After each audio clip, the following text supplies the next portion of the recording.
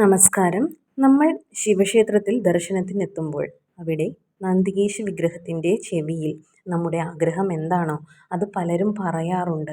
അത് ഭഗവാൻ നേരിട്ട് കേൾക്കുകയും അതിന് നമുക്ക് ഉടനടി പരിഹാരം ലഭിക്കുകയും ചെയ്യും എന്നൊരു വിശ്വാസം നമുക്കിടയിൽ ഉള്ളത് കൊണ്ടാണ് നമ്മൾ അങ്ങനെ ചെയ്യുന്നത്.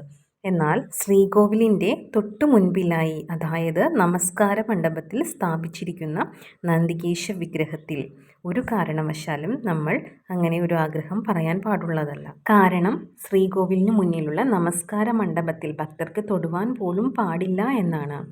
അങ്ങനെയുള്ളപ്പോൾ അവിടെ പ്രതിഷ്ഠിച്ചിരിക്കുന്ന നന്ദികേശ വിഗ്രഹത്തിലോ അല്ലെങ്കിൽ മറ്റ് ഏതു ദേവന്റെ വാഹനമാണെങ്കിലും അതവിടെ പ്രതിഷ്ഠിച്ചിട്ടുണ്ടെങ്കിൽ അതിൽ ഒരു കാരണവശാലും തൊടുവാൻ പാടില്ല. ശ്രീകോവിലിൽ പ്രതിഷ്ഠ നടത്തിയിരിക്കുന്നത് പോലെ തന്നെ താന്ത്രിക വിധിപ്രകാരമുള്ള പൂജാതി കർമ്മങ്ങളെല്ലാം ചെയ്ത ശേഷമാണ് ഈ വിഗ്രഹവും അവിടെ പ്രതിഷ്ഠിക്കുന്നത്. അതായത് നമസ്കാര മണ്ഡപത്തിൽ പ്രതിഷ്ഠിക്കുന്ന വിഗ്രഹവും താന്ത്രിക വിധിപ്രകാരം കർമ്മങ്ങളെല്ലാം ചെയ്തിട്ട് തന്നെയാണ് എന്ന്. അതിനാൽ അങ്ങനെ ആരെങ്കിലും ചെയ്യുന്നുണ്ടെങ്കിൽ ഇനി അങ്ങനെ ആവർത്തിക്കാതിരിക്കുക. ഇത് ശിവക്ഷേത്രങ്ങളിൽ മാത്രമല്ല, മറ്റേതൊരു ക്ഷേത്രത്തിലാണെങ്കിലും ഇങ്ങനെ പ്രതിഷ്ഠിച്ചിട്ടുണ്ടെങ്കിൽ അതിൽ ഒരു കാരണവശാലും തൊടാതിരിക്കുക. അതുപോലെ തന്നെ ശ്രീകോവിലിനും ഈ നമസ്കാര മണ്ഡപത്തിൽ സ്ഥാപിച്ചിരിക്കുന്ന വാഹനത്തിനും നടുവിലൂടെ ഒരു കാരണവശാലും മുറിച്ചു കടക്കാൻ പാടുള്ളതുമല്ല.